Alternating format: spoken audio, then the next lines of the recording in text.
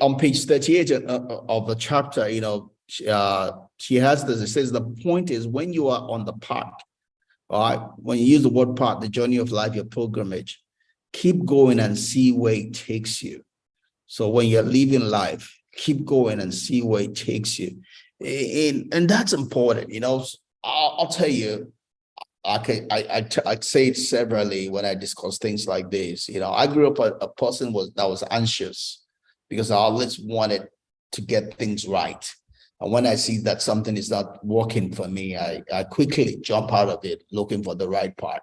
I simply grew up as someone who was always running away from pain, right? When I see that is going to cause pain, I simply run away from it. That did not help me. That did not help me because I did not stay to go through the pain of life. It was like I was always running away from pain. Therefore, I did not build the mental resilience. I was also built by those experiences of life. I mean, pain might be scary, pain might be painful, but pain is a necessary part of life. If you run away from pain, you will always run. When you stand and go through that pain, you will not see it again because then you have grown bigger than it. The way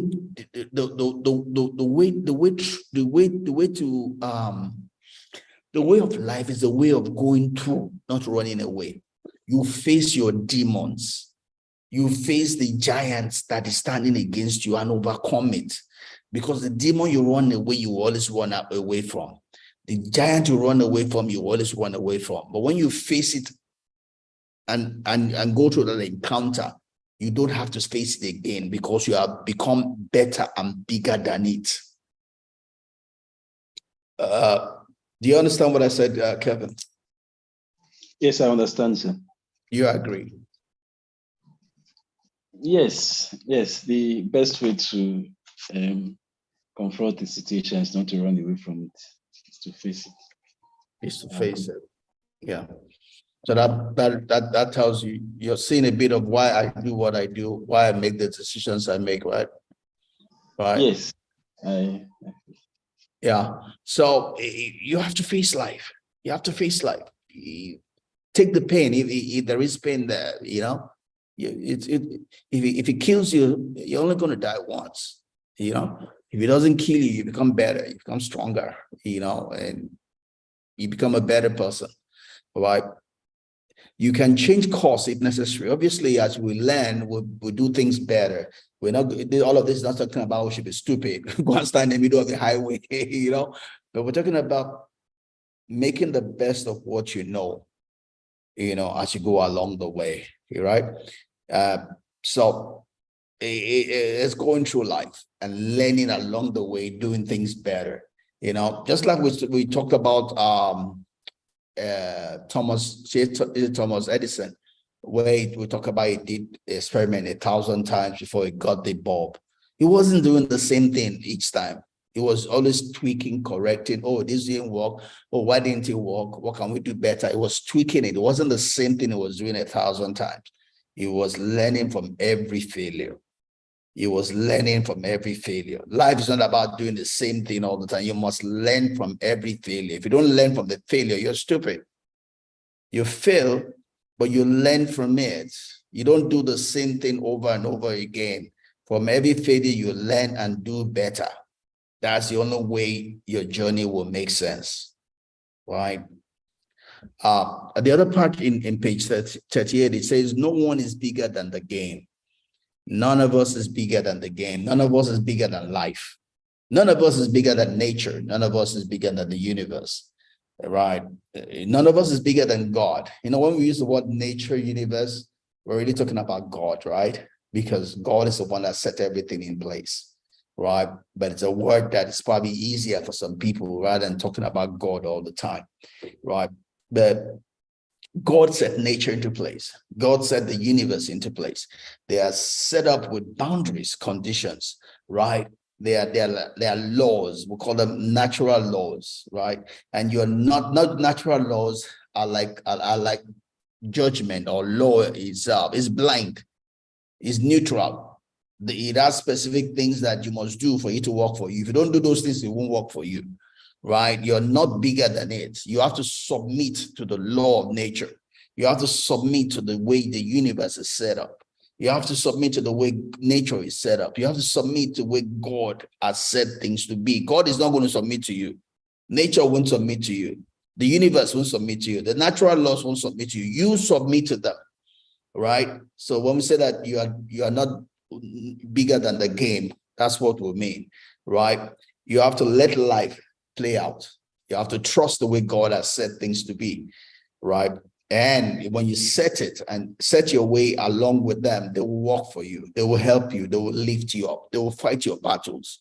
You know, when you are coming to agreement with the way God has set things to be, the way God has set things to be will fight your battles for you. All right. I'm going to move on here to the next slide here.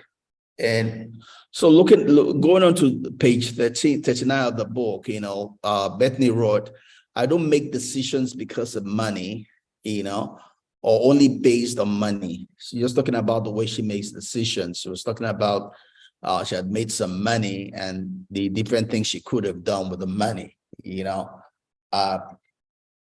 and that's important, that we align our lives right, and that's one of the reasons, like for us in our farm, we had to decide the reason why we're doing all we're doing. That's why we set those goals for ourselves. If we allow ourselves to just be after the money, we will be chasing after shadows. So we'll be worshiping the money, as it were. We'll be chasing after things that don't matter to God, things that don't elevate us, right? The way to live life is submit yourself to something bigger than you, not something smaller than you. Money is smaller than us. Money is a servant. We cannot allow that which is a servant to control us. That's the only reason we have to key into something that is bigger than us. Something bigger than us is working to change lives, working to make people's life better, working to make people smile, working to make people happy. That is the heart of God.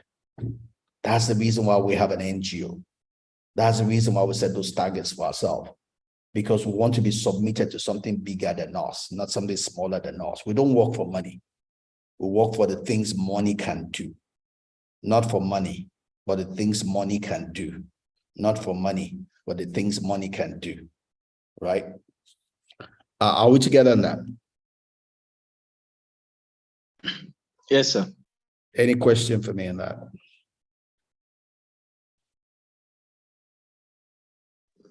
I totally agree with what we don't work for money, work for what money can do. Great.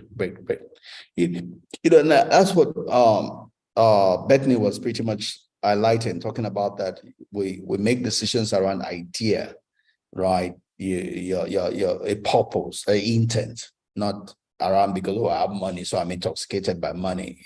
That's the easy way to hell, right? Page 41, she says, I don't deny any of my feelings, good or bad, because I know that I will come out on the other side of them. Tomorrow is another day, And what she's talking about there is that as you go through the process of life, there are good days, there are bad days. There are things that make you sad, things that make you happy. But you have to be careful that you're not controlled by that, That's probably more women than men, but men also are tempted to be on that because we all have the two types of energy. We all have the masculine and the feminine energy, but in different proportions. Right? So, like, we're going through some things right now in our lives, in my family, and my wife will tell me, I don't feel like it. I'm not in the mood. Nature couldn't be bothered about your mood. It couldn't be bothered whether you feel like it or not. Say, for instance, you're supposed to pay your rent and you say, I don't feel like it. I'm not in the mood. Landlord couldn't be bothered about your mood or the way you feel like. We're not here to be lived or dictated to by the way we feel like. You do what you have to do when you have to do it. Right? You don't do exercise because I feel like or I don't feel like. When you set a goal for yourself, you do it. Right? You do it. It's not, we don't live by feeling. It's, oh, I don't feel like going to work today, so you stay back home. Life doesn't work that way. Life doesn't work that way. You have to be above your feelings. That's why you set goals for yourself. That's why you plan your day, you plan your week, you plan your month. Because when you don't, then you live by feelings. That's why you have a budget for your money. Because if you don't, you will live by feeling. And living by feeling is the easy way to hell. All right. Are we together on that? Yes, sir. Then we'll move on to page 44. So there's this note from the page, from the book on page 44. She says, but you know what? I trusted. I kept walking and connecting. I kept going. The experience taught me that it's not enough to get yourself in the door. Getting in the door is great, but it's not enough. It's what you do next that matters. And what she's saying here is that, you know, because you've set yourself out or you got an opportunity, doesn't mean everything will go the way you planned it to go. For you, instance, I guess when you came to work for us on the farm, you probably had some dreams, imagination, and all of that stuff. And I can bet everything is not going exactly as you had envisioned it at first. Right. Yes, sir. Am I right? Am I wrong? You're not wrong, sir. Yeah. It's that life was not built to go exactly the way you envisioned it. Life doesn't work that way. But you have to make the best of what you have. Right?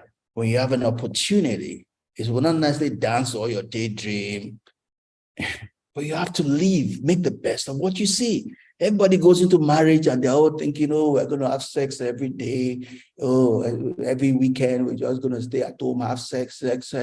Oh, my wife will always love me. She'll be kissing me. As I'm eating her food, she will kneel beside me, eat with me. She'll always be happy with me. Everybody has all of those dreams and everything until after you're married, then reality hits you. Because you were just daydreaming. But do you then divorce because you now see something different? No, you make the best of what you see. You make the best of what you have, right? Those fantasy and reality are not the same. You take what you have and make the best of it. That is what life is. That is what living is all about, right? That's what we say again, you go through it. You don't run away from it, you go through it, right? Life comes with pain.